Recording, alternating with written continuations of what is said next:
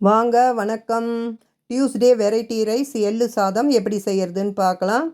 வெள்ளை எள்ளு, காஞ்ச மிளகாய் 4 வெறும் வாணல்ல நல்லா பொரிஞ்சு வாசனை வர அளவுக்கு வறுத்து எடுத்து வச்சுக்கோங்க.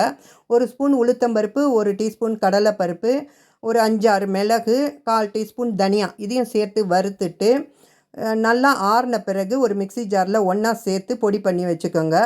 ஒரு வாணலில் 4 ஸ்பூன் நல்லெண்ணெய் விட்டுக்கிட்டு கடுகு, உளுத்தம்பருப்பு, கடலைப்பருப்பு, காஞ்ச மிளகாய், முந்திரி, வேர்க்கடலை, கறிவேப்பிலை சேர்த்து நல்லா வறுத்துக்கோங்க.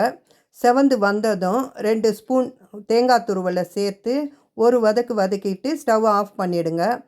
இப்போ வடித்து ஆற வச்சுருக்கிற சாதத்தில் உப்பு கலந்துக்கிட்டு இந்த தாளிப்பில் சேர்த்து கலந்து விட்டுக்கிட்டு தேவைக்கேற்ப பொடி பண்ணி வச்சுருக்கிற எள்ளு பொடியை இதில் தூவி கலந்துக்கிட்டிங்கன்னா எள்ளு சாதம் ரெடி.